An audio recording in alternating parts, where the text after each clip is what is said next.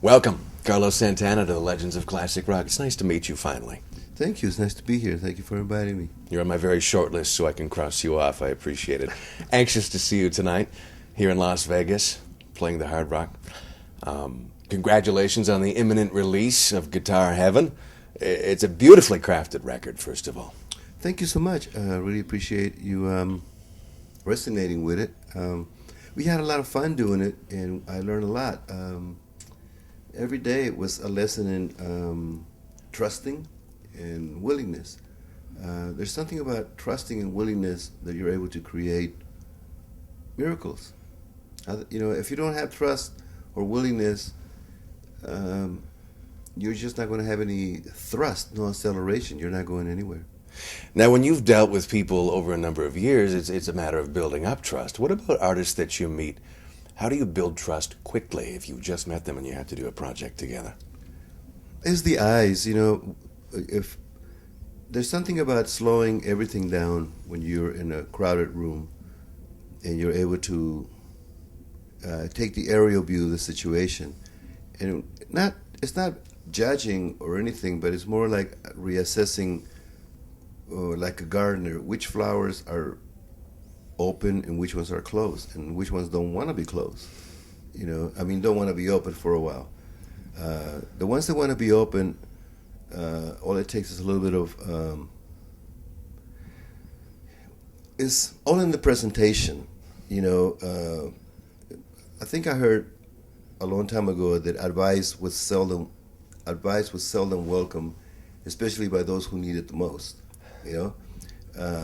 So we go another way. Instead of advising people or coming on like that, it's more like an invitation to people to, if they're willing and want to and allow, then with trust, the best of them is going to come out. Like for me, when I hear the Doors, I hear the best of the Doors. I hear the best of, when things were sober enough to allow the Holy Ghost, and I mean sober in a sense that whether it's the Doors or any band, because what happens with rock and roll is like if you're not balanced, overindulgence takes over, and then you got in the way of your own beauty and grace and perfection because you didn't sleep enough, or you took too much of one thing, or you did too much of something, So whether it's baseball, basketball, music, or anything, it's important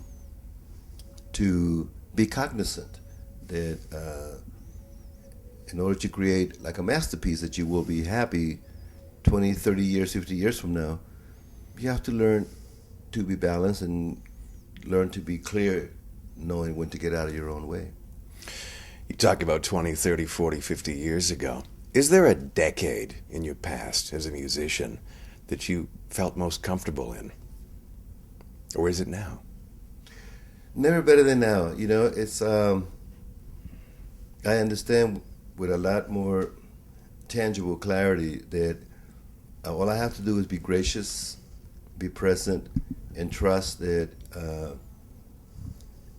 with Clive Davis and Master Ledick, Howard Benson, doing the CD, my band, every musician in my band, and the guest singers, that we could all arrive at creating something that is completely new, totally familiar. More than ever, I feel like I don't need to take Bromosulcer or Pepto-Bismol to appease the butterflies in my stomach. In other words, I'm not nervous or afraid anymore. I still have tremendous sense of excitement, but not nervous energy. It's more like it's more of a positive energy of less, like a child waking up knowing that it's Christmas and you get to open up the presents, kind of thing. There's no fear in that.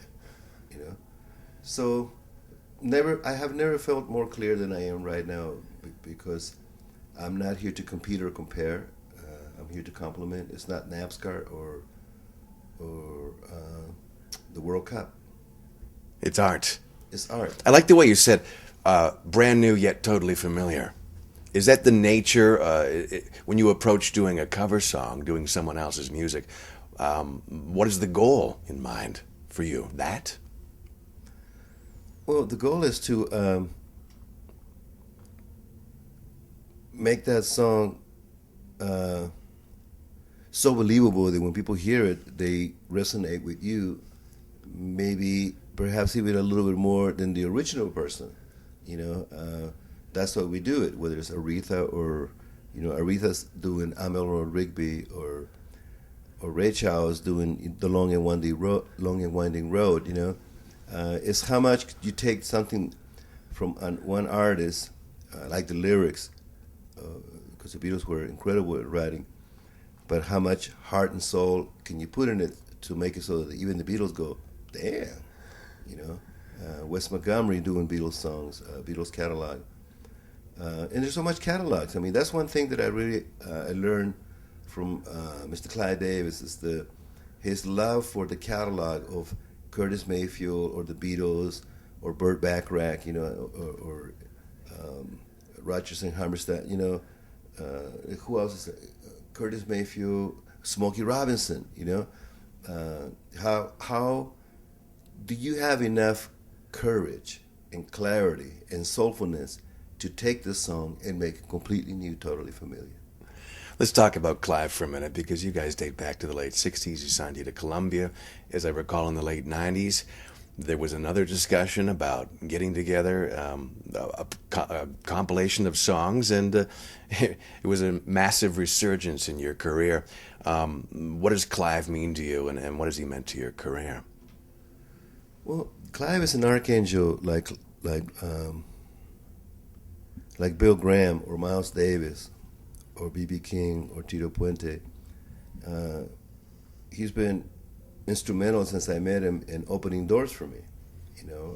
He helps create this situation where with producers and engineers and writers and musicians and all that.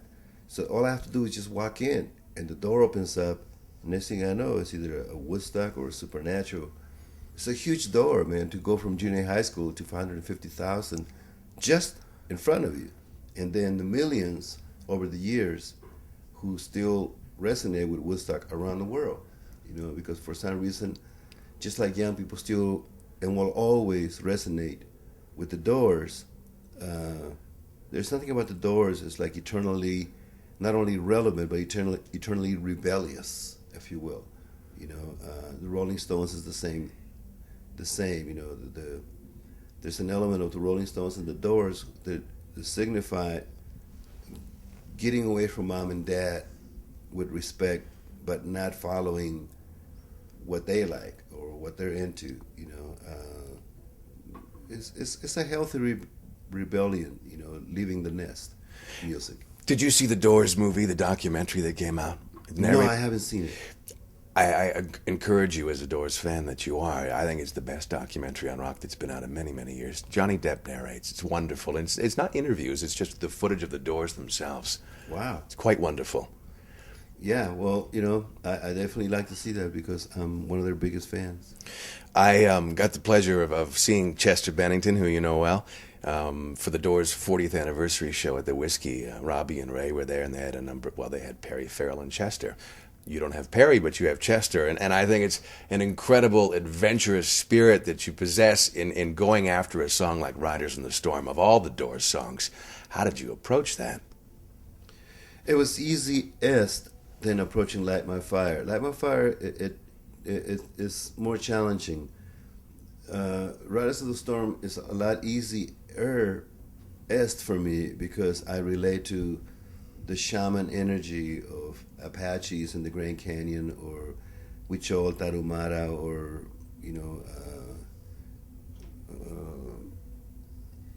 there's a place in Russia, between Russia and China, that shamans are everywhere. In Bob Marley or Jim Morrison with the lyrics, but he couldn't have done it without the Doors. The Doors was what created the cauldron of the soup. For me, it was easier to identify with Riders of the Storm because the mood, the lyrics, and where it was going is something that I love. I love to create a spell. I don't like redundancy or repetition, but I like to create a spell. When you create a spell, time disappears immediately. It's a moment in timelessness. Gravity disappears, problems disappear, and all of a sudden you play 2 hours and it feels like 15 seconds. What a wonderful place to be. Yes, it is. We're going to go through the songs track by track. I've picked out 7 or 8 that I think are just outstanding. But lest anyone think that's younger, because, younger fans are always getting into the music of the Doors and Zeppelin and Hendrix and Carlos Santana. Lest anyone think, you mentioned Tito Puente, and I'm thinking of Peter Green as well. How much importance did those early Santana covers, talking about Black Magic Woman, Oye Como Va, how much importance did the success of those have on you? Oh, it's supremely important. To this day, people equate Black Magic Woman with Santana, even though my brother Peter Green wrote the song, which comes all the way from Otis Rush, All My Loving. But whether it's Tito Puente, Oye Como Va, or Gypsy Queen, Black Magic Woman, all that, it means honoring the soul of these incredible musicians that I had the very fortune not only to heard about them, but to be around them. Michael Bloomfield, Peter Green. I mean, this great musicians pretty much adopted me. When I jumped into this arena, they were very encouraging and very present with, helping me out one way or the other for me to learn, as they say, the ropes. So the songs do not only mean something as far as like a way of life, but they mean something is like umbilical cord to who I am. The songs on this album, what makes a song the right song for you to cover? You talked about how you approach it, but when you're choosing them, actually, how do you do that?